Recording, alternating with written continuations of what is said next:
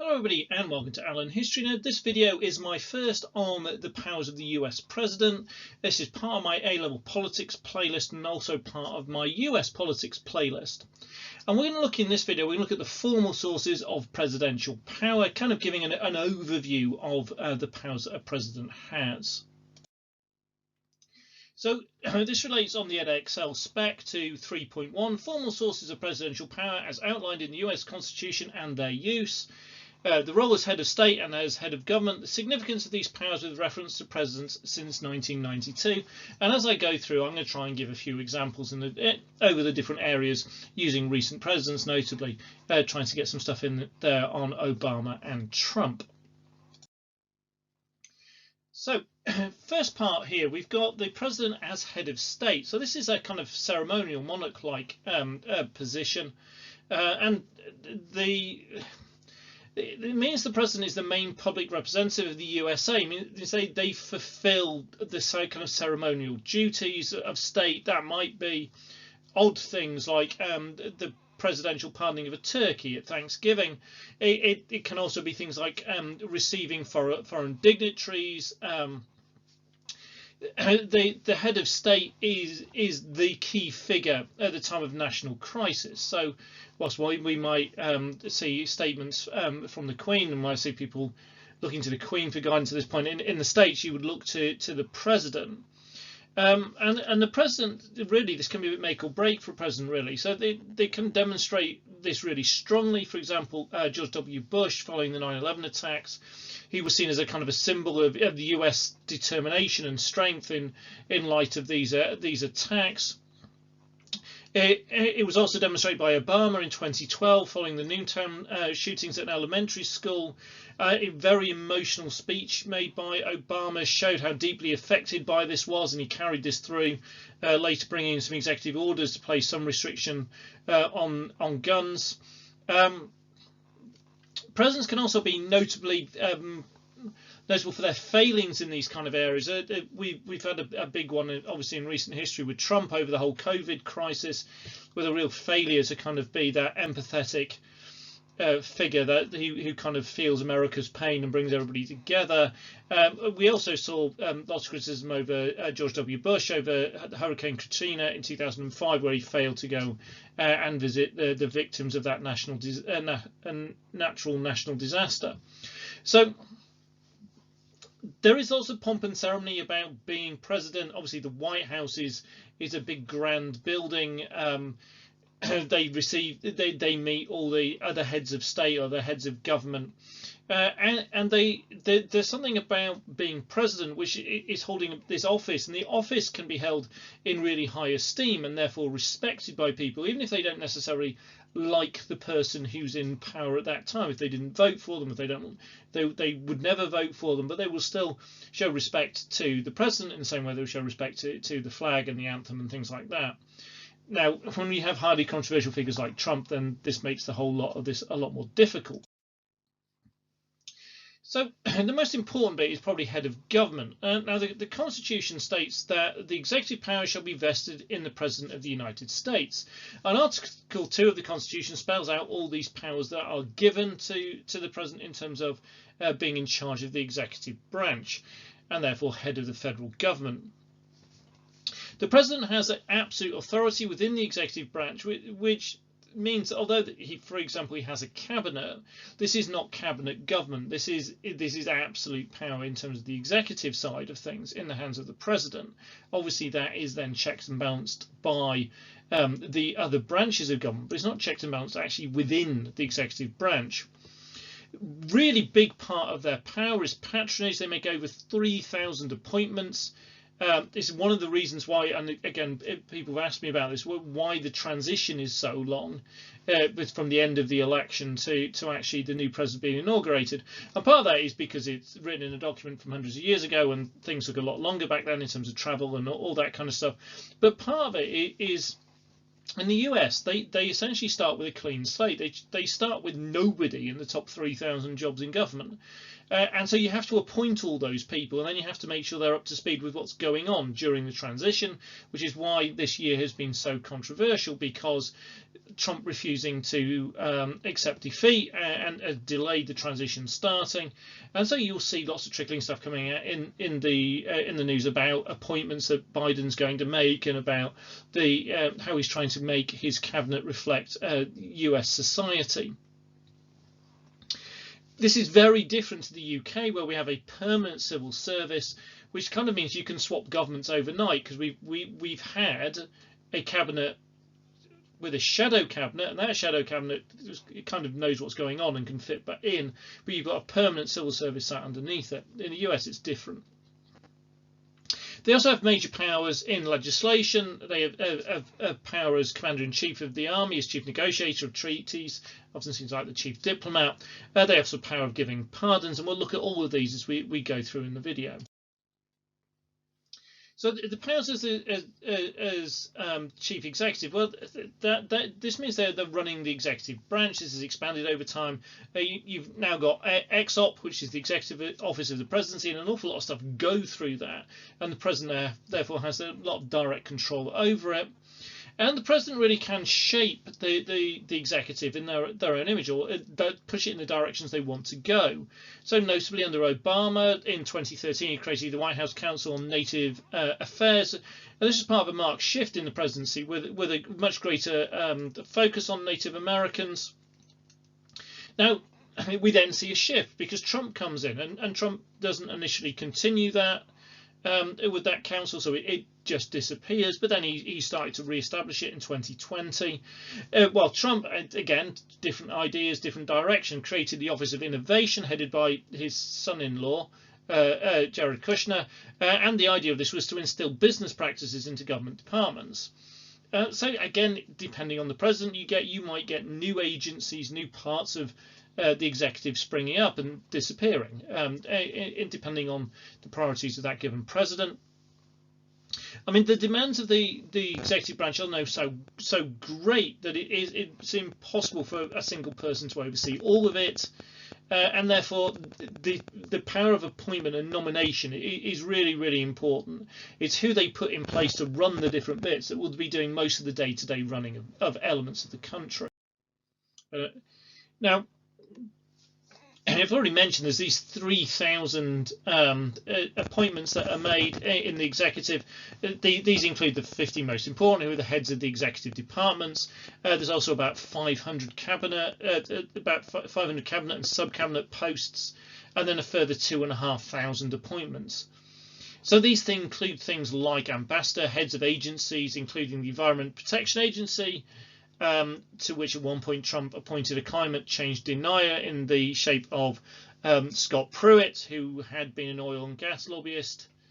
Again, you can imagine how effective that was going to make that agency in protecting the environment. Important government agencies also include the CIA and the FBI, which ones you're likely to have heard of. I mean, the FBI has been a particularly controversial one under Trump, with James Comey was fired by Trump refusing to end an investigation into Michael Flynn. We'll get back to Michael Flynn later when we look at power of pardon. Actually, Trump's then, I think he's on his third head of the FBI, and again, he's fallen out with the third one as well. So the idea is that these agencies will go in the direction the president wants to, but it's all about them getting the people in position who will kind of share their vision. As well as nomination within the executive branch, there's also nomination in the judicial branch. So federal judges are, when space become available, are nominated by the president. Most notably to the Supreme Court, but also to all federal courts at all levels. So, for example, Trump nominated and then had confirmed Amy Coney Barrett, Brett Kavanaugh, and Neil Gorsuch to the Supreme Court, giving the court a conservative majority. To do this, he required the backing of the Republican Senate, and this is one of the important bits with the nominations. its presidential power in these circumstances really depends on which way the wind's blowing in the Senate. So Trump seemingly has had a more easier time with this because you've got a Republican Senate. Obama had his appointment of Merrick Garland to the Supreme Court blocked because the Republican Senate could, essentially. They argued it was because it was towards the end of his term, but it wasn't as late in his term as the appointment of Amy Coney Barrett was, so it appears it was just party political. Now, the positions of the Supreme Court are for life. Therefore, the legacy of Trump's nominations, and it will outlive his presidency by many, many years. It also gives further strength, really, to his defeats in federal courts over electoral fraud, including defeat in the Supreme Court over it, because he appointed a load of these judges and they still didn't go his way. Legislation is another important area. Now, obviously, legislation is passed in Congress, but there are some important stages which involve the president. So they propose legislation. This is notably done through the State of Union address, where the president can direct to Congress some measures they want to be made into law that year. But they can also propose laws outside the State of Union address. Just call a press conference, say, I think this should be made a law. Have you some of your offices draw it up, present it to Congress, see what they do with it. Now, Trump has used his State of the Union address to call for things like building a wall, whilst in 2013 Obama used it to promote ideas of gun control and increasing federal minimum wages. So again, the direction these things go on depends very much on the of the president. Now, as I looked at when I was doing Congress, signing of legislation becomes a really big deal because lots and lots of legislation doesn't get through. So when a bill actually becomes an act, this is quite a big thing. So there can be quite an elaborate signing ceremony, so particularly if it's something the president is particularly proud of, and we can see Trump above with one of his. Now, obviously, what's happened with that is Trump on signing bills has become a bit of a meme. But we've got some good examples in recent history on this. So, for example, Obama's Affordable Care Act in 2010 had numerous guests, including the widow of a campaigner, but also an 11-year-old who had campaigned for health reform after her mum had died with no health insurance. Sometimes there isn't a big fuss and dance about it in terms of big signing ceremony. So, for example, Trump signed the COVID relief bill in the last few days, despite criticising it. But so sometimes there's a big fuss, sometimes they just sign it and get on with it. Now, other things that can happen with legislation include vetoes. So the most recent example of this, and this is an ongoing thing in the news at the moment, is Trump vetoed the defense bill. Really unusual event to veto a defense bill, particularly by a Republican president. The House has already overridden his veto.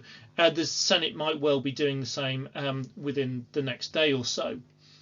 Obama used his veto 12 times. Congress only overrode it once, and that was the last one, which was to do with families seeking compensation from Saudi Arabia to do with the 9/11 attacks.